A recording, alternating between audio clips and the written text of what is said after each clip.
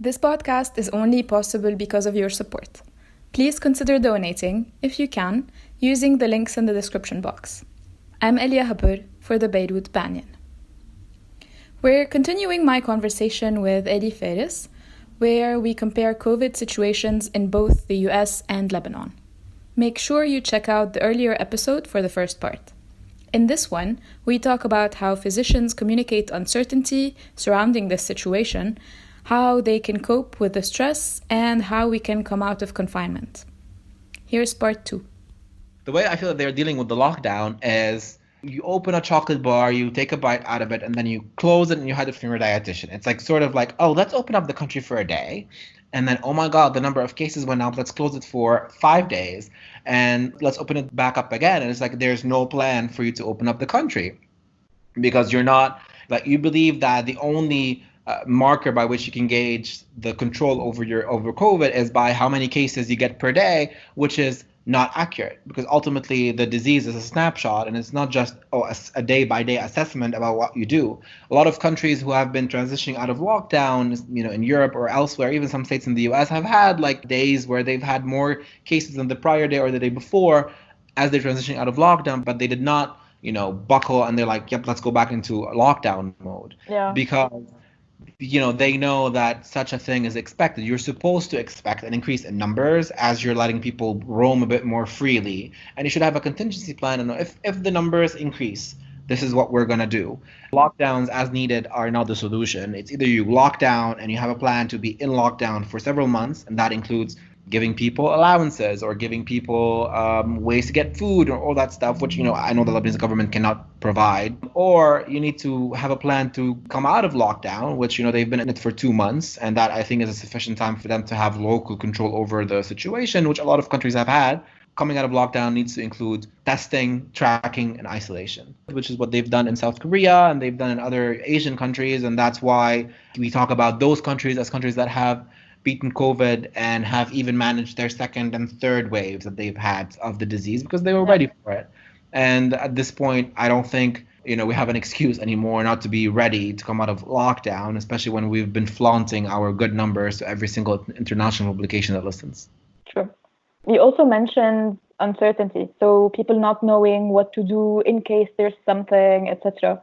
How would you deal with communicating that uncertainty, especially with your patients, not really knowing what's going to happen, or even with your parents and friends back home?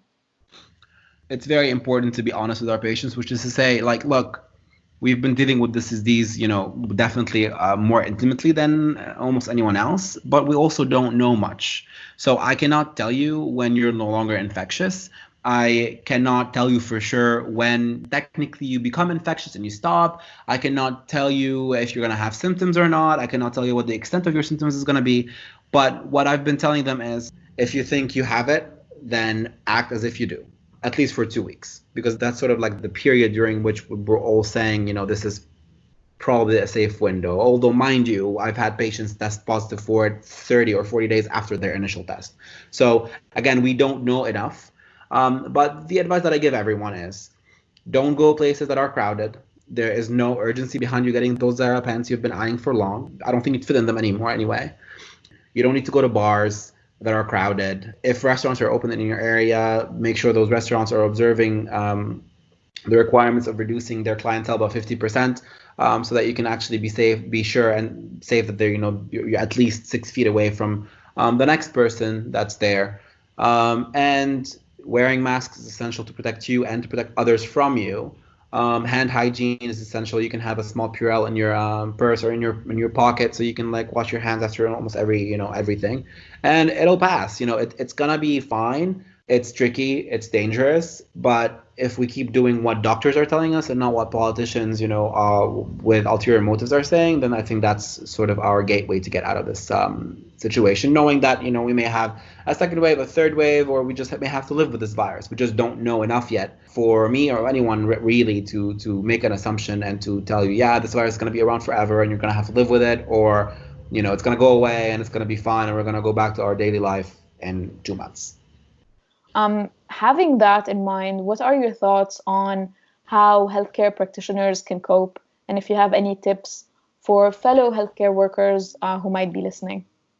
I think, with a lot of what's happening now is that it will pass for a lot of us. A lot of us are tired, especially those of us who work in New York or who work in, more bigger clusters of the disease than Pennsylvania, even those who worked in northern Italy. Life goes back to normal, and it's going to be traumatizing, or rather tiring, to think about it for a long time. But I do think that, as it goes in medicine, we have a very, very fast turning wheel that, of patients and of exposures and of things that we do in our daily life. It's a high stress job that is, fortunately rather, very quick. I think in a few months from now, if the virus goes away, or if we have more data and more ways to manage it, or maybe hopefully a vaccine, we will look back at this period and maybe forget about the negative parts of it and think more about how it made us better doctors and better humans to be able to be exposed to the frailty of a human life at this level, I would say. Okay. My last question is, you've practiced in both settings, in the US and also in training in Lebanon. And you know that given the country is basically bankrupt, resources are even scarcer now. What are your thoughts on resource allocation from a medical perspective right now? Like, what is the priority that should be done in a Lebanese context? The last numbers that I saw from a Lebanese context, like about hospitalized patients, is that I think 11 were in the hospital and 4 were critical. I don't think we're at a point where we're jeopardizing or where we're close to saturating our hospital beds. I think resources allocated to those people should be there, clearly, but ultimately those resources are not going to be different from any other critically ill patient that you have. So they need availability to a critical care bed, ventilators, all of the required antibiotics in case they develop pneumonia on top of their COVID-19 infection, medications to support their blood pressure, all of the regular things that an ICU should have, they probably should have available too. But I think in the non-critical care setting, then they should allocate more resources to testing, which I don't know exactly where that falls on the list of national priorities. And I think we should not forget that diseases other than COVID-19 still exist. And, probably the leading cause of death in Lebanon nowadays is either malignancy, cancer, or heart disease.